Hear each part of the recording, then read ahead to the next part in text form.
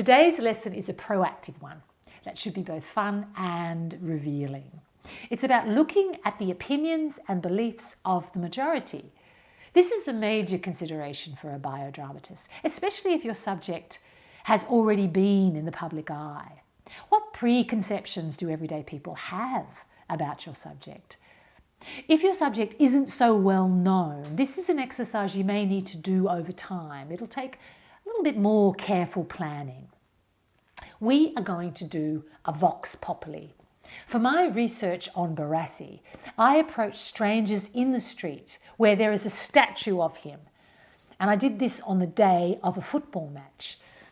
I asked them to speak into a voice recorder and tell me what they knew about my character.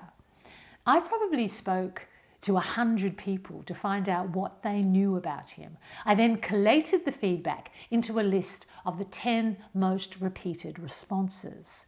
Top of the list was that Barassi's father was a war hero. This isn't something I had thought about emphasising, but because of the vox populi, I made it a guiding force in my play. I knew now that people would be disappointed if I didn't include it. The play had much more emotional power as a result. You may want to be less gung-ho than I was with your vox populi, though there is an argument to be made for doing things you normally wouldn't in the name of research. Iconic Australian garden designer Edna Walling, she had this habit of throwing a bucket of potatoes in the air and planting her trees where the potatoes landed.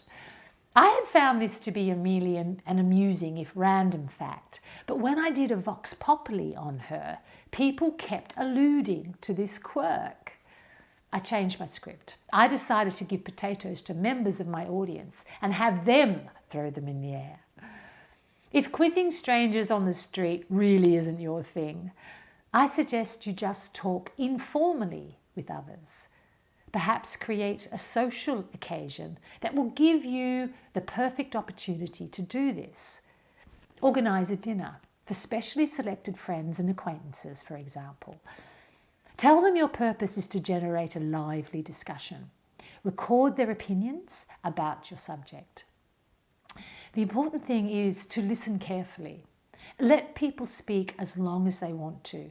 The best bits are often afterthoughts, and then collate your data. If your character is lesser known, you'll need to get more creative about how to find people to talk to. Perhaps you can find people who they don't know necessarily your character specifically, but do know about the place or time in which they lived. Just mentioning your subject spontaneously when you're out and about might lead you to people who have something to say about your bio subject or about the era they lived through. This more informal way of getting to know your character can still be really helpful. Okay, so your exercise. Start thinking and planning your vox populi today. How are you going to go about gathering other people's insights about your bio character? And I'll see you in the next lesson.